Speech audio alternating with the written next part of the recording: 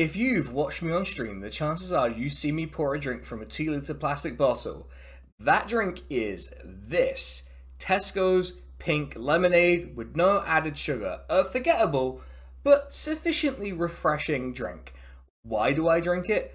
Do I seem like a pink lemonade kind of person? The answer is rooted in kind of a long story, but I'll spare you the finer details. It's basically the only relatively cheap drink coming in at 85p for the bottle that I can get where it's not high calorie and doesn't give me headaches and doesn't taste like barely drinkable plastic.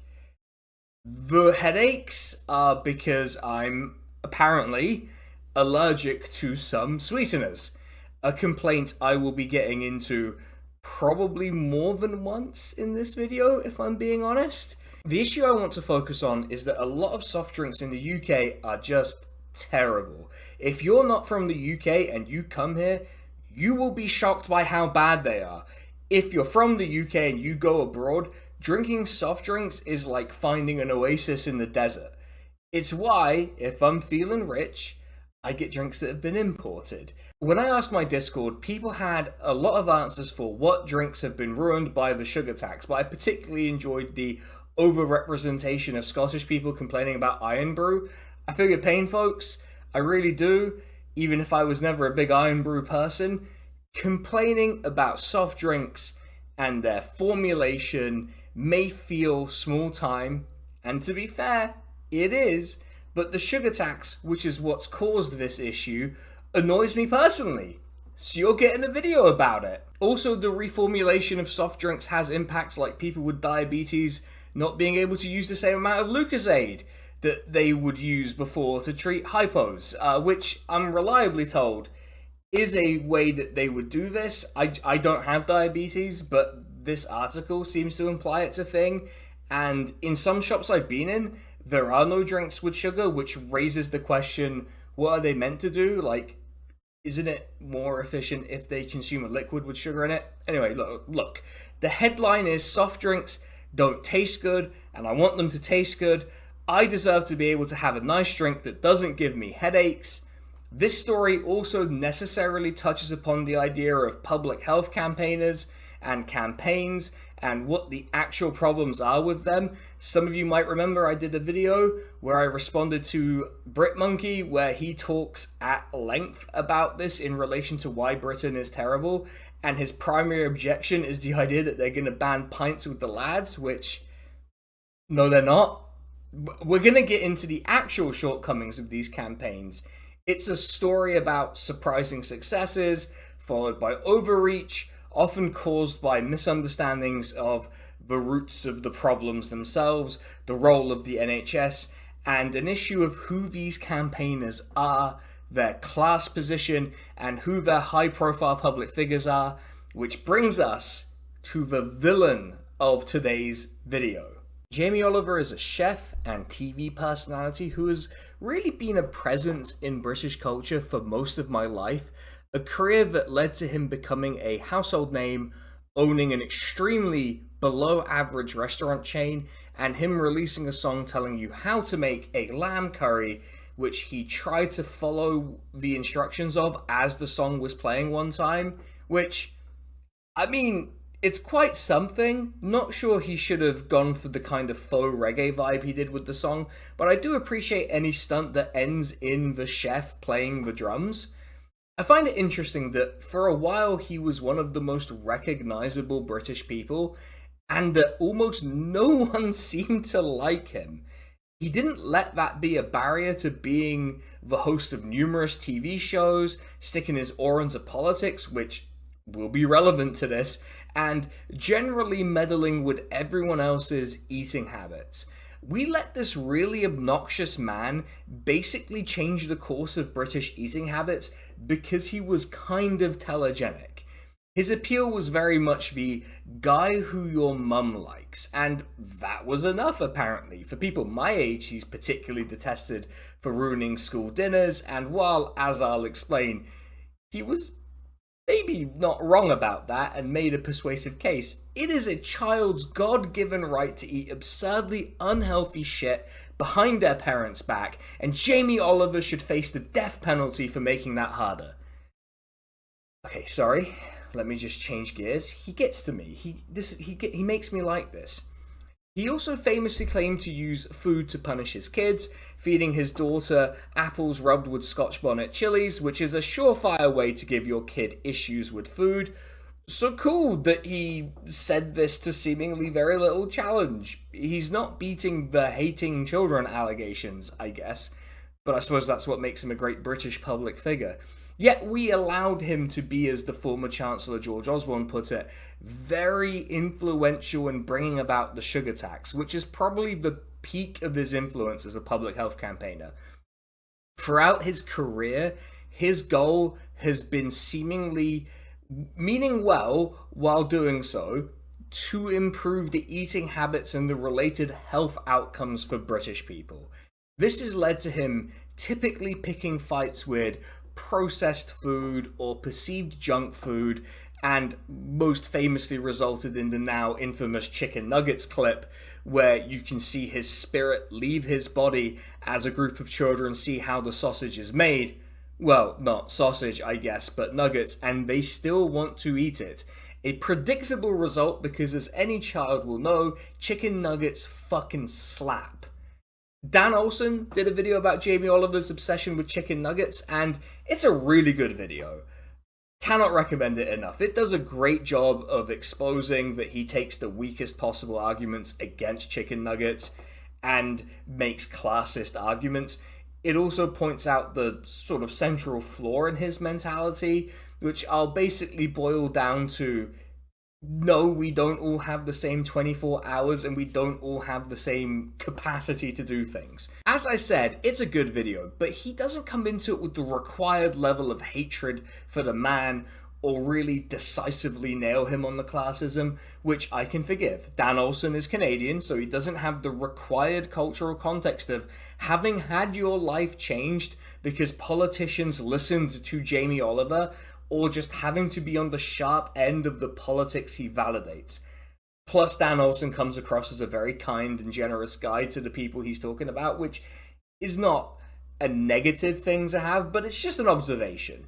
Either way, as I said, recommend the video, especially since that one is more about the nuggets and this one is more about the sugar tax, so they could go together technically. Jamie Oliver is fundamentally rooted in classism, especially a very British and paternalistic kind of conservative thinking that we've been stuck with for the best part of 4 decades, and to be honest, even longer than that, and in a deliberate misunderstanding of what a universal healthcare system like the NHS is for, which gives political space to those who are deliberately undermining it. First, let's talk about the classism. It's pointed to by his fixation with chicken nuggets. It's a classist attitude that's endemic in the British middle class. The idea that poor people don't really know how to spend their money wisely, an idea that they use to justify that poverty is a personal failing as opposed to a systemic issue, and things like, benefits hawkism, where they try and cut benefits constantly for anyone and everyone. Which is funny as someone who grew up in a very middle class neighborhood, and look, just the amount of financial mismanagement you find in those communities, I'm just going to come out and say it. People who have to deal with stricter budgets do not need people like me guiding them on how to spend their money. If I gave them my budget that I get from my job, they'd more than manage with it. Trust me, they'd spend that money better than me. There's also this impression that Jamie Oliver and people like him seem to think that the issue isn't a lack of resources or time, but instead a lack of knowledge or ability related to cooking, which again is ridiculous. I would hazard a guess, if you took a typical middle class person and a person with much less money, they'd have equal knowledge and ability. Maybe even the poorer person would have more. The kind of conservatism that Jamie Oliver is propagating is this very, as I said, paternalistic and meddlesome attitude a certain kind of British person has towards anyone less fortunate than them.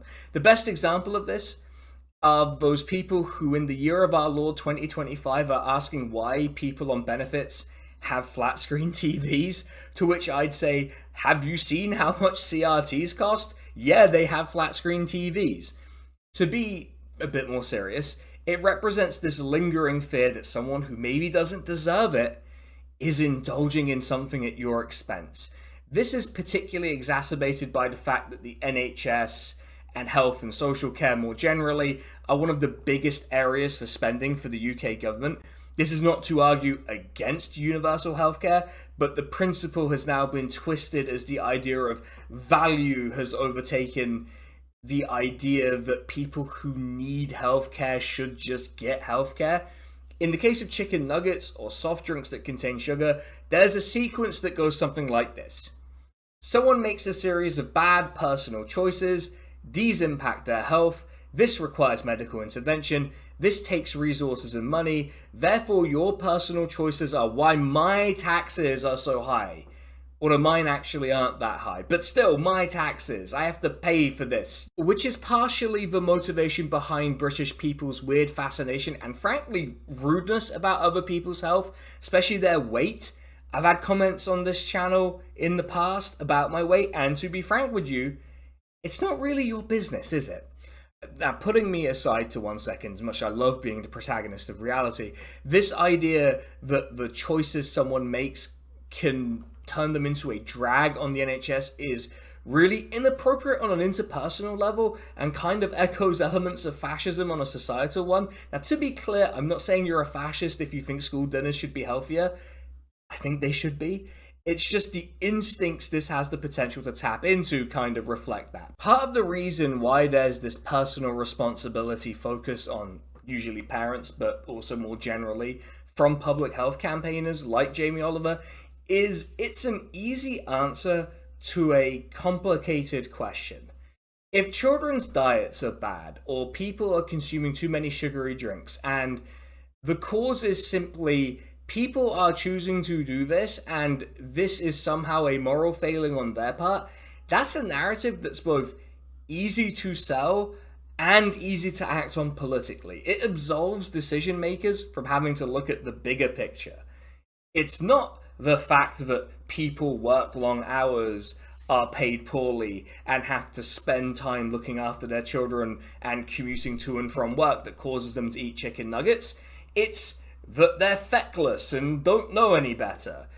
That's my best impression of a British politician right there. You can see why governments who want to avoid facing these issues would love to deflect this onto individual consumer choices.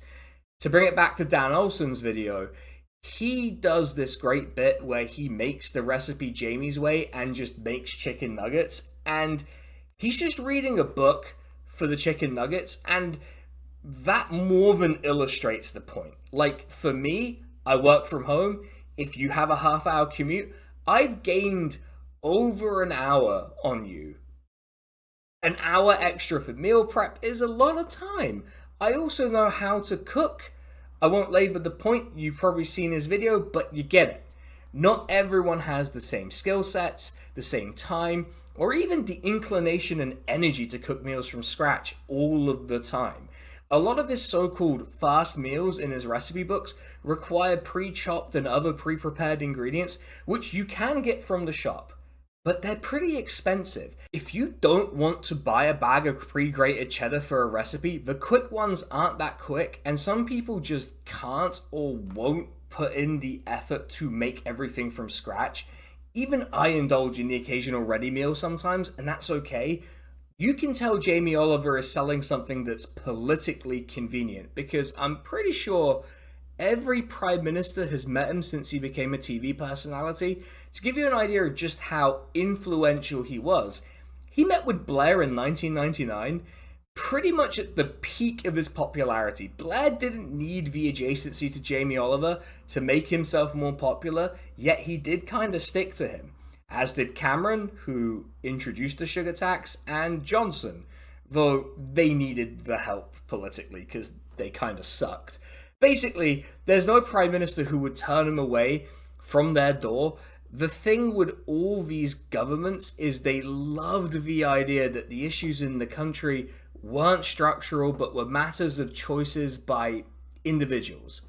Firstly, as we've said, it absolves them of needing to address anything structural. Secondly, it gives these politicians with varying levels of autocratic desire an excuse to meddle in people's lives, which they seem to love doing. It's also worth noting these governments explicitly offered policies that made the problems Jamie Oliver identified worse. It's interesting when he's listened to and when he's ignored. Calls for a tax that ruins every soft drink and makes it prohibitively expensive for people with less money, he gets that straight away. Wants the money raised by that tax to fund free school meals? Silence. Not a peep from the government. The worst part of that idea, by the way, is it's essentially asking for the poor to pay for their school meals anyway, just for a tax, instead of, just as an example, targeting the assets of the rich for taxation, which would more than provide the money for that. Even his good ideas are still fucking terrible and target the working class more than the rich. As much as I have a personal thing with Jamie Oliver where I find him annoying, which as we know, is the biggest crime you can commit, the real issue with him is he misses the point and he totally misleads people as to what the actual problems are. He wouldn't be allowed to meet with various prime ministers and influence laws if he was actually pointing to the real problem. And also the real problems don't make good TV shows. As dislikable as he is, that moment where he gets dunked on by those kids is good TV, and his whole thesis gives politicians an easy way out. If we zoom out a little bit to public health campaigns generally, they're politically convenient because it provides a series of easy answers and scapegoats. It's not a secret that the NHS in the UK has been struggling under the austerity regime we've been living under since 2010. And it's really easy for governments committed to that program, if the reason it's struggling isn't lack of funding, poor salaries for doctors and nurses and other workers, and the wider consequences austerity has had for the health of the British public generally. A rather fitting example, given the Jamie Oliver of it all in this video, is that childhood malnutrition is going up, resulting in British children getting shorter, and also apparently scurvy is back in Wales, which you would think would lead us to the conclusion that the issue of children's health is more tied to poverty than to individual bad decisions being made on their behalf by their parents or low quality school meals, which I guess is also a function of poverty. Unfortunately for us in the UK, we have a government that's refused even very simple and low-cost political solutions to at least ease child poverty, in part because they're cowards and they think it will be really hard to solve it, even though it's actually not hard to solve it, but whatever. Getting back to the matter at hand, it's easy if the real reason the NHS struggles is that people are making bad consumption choices. It's not the funding, it's the fact that children eat chicken nuggets, that people go to the pub and drink 6 pints and get a kebab on the way home and smoke. That's what's causing the NHS to fail. It's nothing to do with the money, it's all of that stuff. And the reason that works is because these are easy targets, and it's not exactly easy to argue that these things are healthy, because, to be honest, they're kind of not. Of course, in reality, the biggest portion of NHS spending goes on healthcare, where the biggest risk factor is aging. Yet there's no demand for a massive public campaign on the dangers of aging or some kind of heavy-handed government intervention to prevent it, although I guess Labour's attempt to pass euthanasia could technically do this, but you kind of hope it's not intended that way, right? And I guess they've also reduced the life expectancy in the country, but look, you hope it's not a deliberate thing. To focus on the issues brought about by an aging population, especially as it relates to the expenditures it demands, the solutions that aren't wedge-streeting embracing the Harold Shipman philosophy are politically challenging. You either need to raise the birth rate, so there are more people of working age, which means you could do things like provide 40 hours of childcare for free until children go to school, which is a policy that would not only require investment, which is a bad excuse to not do it. Just because something costs money doesn't mean you shouldn't do it, but it would require a deep commitment to reconfigure the way we provide childcare. Like, it's an immense political project that would work best with a broad vision to change basically everything about the way the British state operates, So it's more than expensive, it's a politically huge undertaking, a project that would require expending political capital and having a vision, which the typical British government lacks.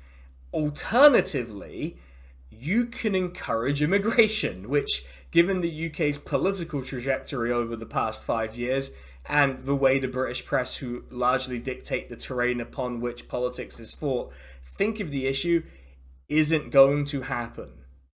Sorry to say. I wish it was different. I really do. Again, we're faced with the fact that governing is hard, solving problems is hard, and no one has ever lost political ground from finding a group who are doing the wrong thing and punishing them as a way to deflect blame. It's a substantially less politically contentious act to punish bad consumption habits than it is to actually solve the problem, especially because the contingent in Britain who largely decide elections, homeowners in the middle class who live in nice leafy suburbs, like to think that they're in that position because they are supremely moral and have done everything right. It soothes them to think that. And to think that they are deserving of that comfort. Often the same comforts that they condemn the rest of us for indulging in, as if we're evil for doing the same things as them. The sad thing about Jamie Oliver is that he works. He might mean well. I certainly don't think that someone who thinks school meals should be healthier is coming at it from a position of malice. That would be very odd. But what he does works for malicious actors, specifically because he gives enough people that sense that they're morally superior because they know how to dice an onion, or they don't drink sugary drinks, or that they've earned it because they do everything right, and those others are feckless and useless. This is why both New Labour and the Conservatives that succeeded them love him. He makes their job so much easier. There's a segment of public opinion that really dislikes not just Jamie Oliver, not just the sugar tax, but any and all public health campaigners, and it's almost never for a good reason.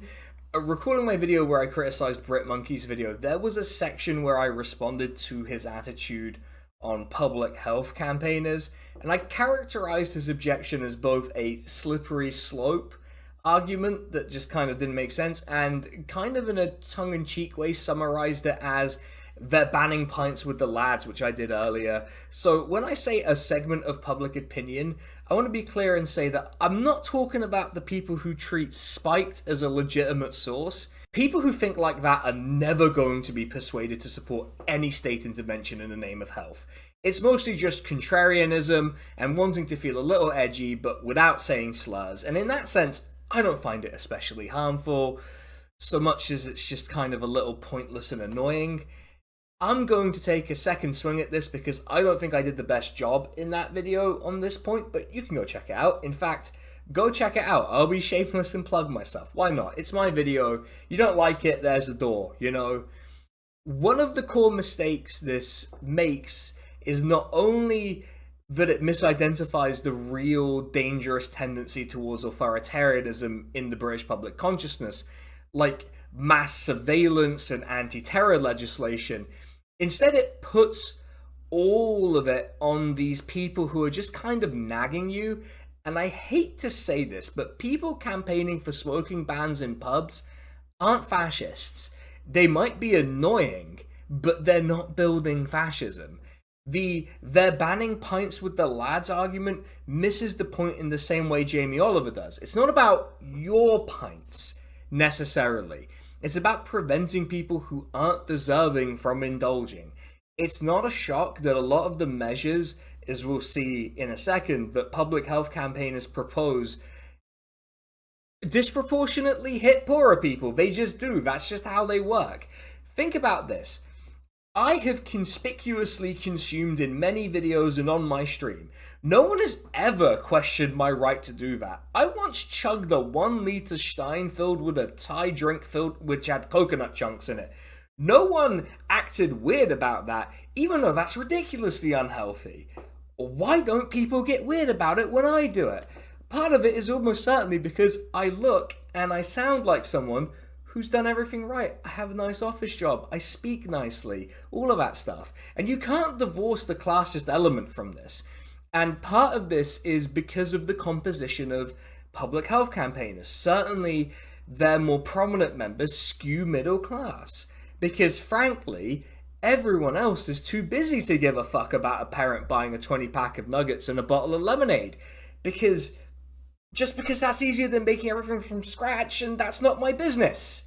A good case study of a successful public health campaign that ended up overreaching due to its own success are the long-term campaigns against smoking. Look, we all know smoking is bad, smokers know smoking is bad, so we start from a pretty inarguable premise. Smoking, secondhand smoke, and the associated effects are not only lining the pockets of an unethical industry, it increases the chance of you suffering from all sorts of ailments like lung cancer, and things like lung cancer tend to require some kind of medical intervention. It's an easy issue to campaign on, and despite the historic power of the tobacco lobby, there's a lot of low-hanging fruit for the government here. There were a variety of restrictions and policies that were brought in that have resulted in the number of smokers declining, and frankly, I think it's better for us. And by the way, that decline has been very steep, and I want to make it clear, I am coming at this not from their banning pints school of thought, but from one that believes that sometimes you do need to help people realize what's good for them. This success in reducing the number of smokers has been achieved by pretty much every method you can use to try to change consumption habits. Advertising bans, hiding tobacco products in shops so they're less visible at the till, restricting where you can smoke, like the indoor smoking ban, which people love to get mad about still, but I think is great. Health warnings on the products, though this can backfire if someone makes a game of collecting all of the health warnings, and yes, this is something I've heard of people doing. I get that it's anecdotal, but I've heard of it. And of course, sin taxes like tobacco duty, which I get why it works, but I'm not a massive fan of it because these tend to hit poorer people harder, though that is kind of the overarching issue at play here, I suppose. These have all worked, whether or not we agree with the policies or whether or not we feel nagged or condescended to by them. The number of smokers in the UK has decreased dramatically, and I can see more than 5 feet in front of me at the pub. I'm not exactly pining for the days of my childhood where I was coughing constantly when my parents took me to places because everyone was smoking all of the fucking time. The problem comes when you can't accept your success. When people's consumption habits become the root of problems, then the solution becomes obvious when you have minimized it, but can't quite eliminate it. You have to ban it. It's a logical endpoint for the way these campaigns manifest and integrate with our politics. There is a proposal to raise the smoking age by 1 year every year, effectively banning it for people born after a certain date. This is bad policy. It's massive overreach. It's also, by the way, unenforceable. As anyone who's ever engaged in a bit of the old underage drinking can tell you, people can flout these restrictions. I also just think it's a bad idea to create two different categories of adults and have people be ID'd into their 30s. It's ironically only possible because of their earlier successes. I do think smoking is awful. Do I think it needs to be legislated out of existence? I don't know. Again, I'm not seeing being over the age of 65 being legislated out of existence, at least not yet. I suppose I'd respect this overreach and escalation more if they just banned it outright. At least it's internally consistent. Whether you agree or disagree, smoking isn't miraculously fine if you were born in 1998 and harmful if you were born in 2007. The sugar tax, as masterminded by Jamie Oliver, and yes, I am blaming him because without his campaigning successes in the past, he wouldn't have had the ability to push this, is an example of the worst of all of these things. The sugar tax is in effect a sin tax on soft drinks that taste good, which is levied on manufacturers and importers. That expense is passed on to consumers who are forced to either pay an extortionate amount for a full-fat version of the drink, or who are stuck trying to figure out what reformulated drinks make them ill or taste like shit. Basically, you're either paying £2.50 for a 2 litre bottle of a drink that's already had its sugar contents reduced, or you're stuck with something that tastes like plastic. Maybe it even gives you headaches, like me, due to allergies to certain sweeteners. In essence, people are being punished no matter what, for something that they don't necessarily have a lot of control over. Is drinking a lot of sugary drinks bad for you? Sure. Does it need to be made this painfully shit to get that message across?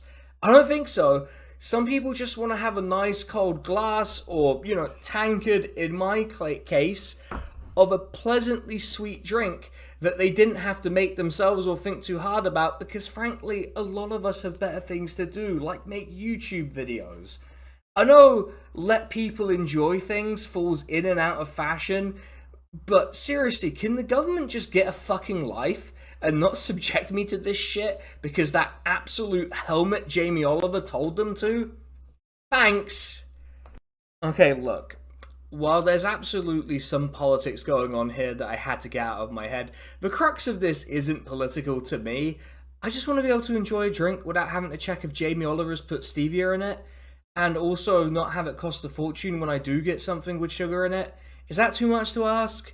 I don't know. Maybe it is. Maybe I'm the worst person in the fucking world for wanting that. I do notice that there's lots of things that have sugar in them that aren't subject to a levy, like some ready meals, and I don't mind that, or want them to be subject to such a tax. I just want a little consistency, I guess, by getting rid of the sugar tax, preferably, because it's fucking shit. To the extent that there is a political point here, I can't help but notice that the things that have been made to taste bad are often things that poor people enjoy, which again feeds back into that classism issue. Just let people have a wider choice of drinks that don't taste like shit or make them sick. Stop blaming people's personal choices for structural issues and fund the fucking NHS properly, you dickheads. Fuck it. If you think there's a knowledge issue, give people free cooking lessons, I guess. Or if you think it's an issue of time, more work from home or hybrid working would probably fucking help. Make commuting faster. Make access to fresh food easier. Take Jamie Oliver's advice and roll out universal free school meals, but don't use the sugar tax to pay for it, because then you're just making the poor pay for it anyway with extra steps. I get that it's easy to imagine it's the undeserving or the people who are just easy to scapegoat who are causing all of the problems in our society, but it's not fucking true, is it?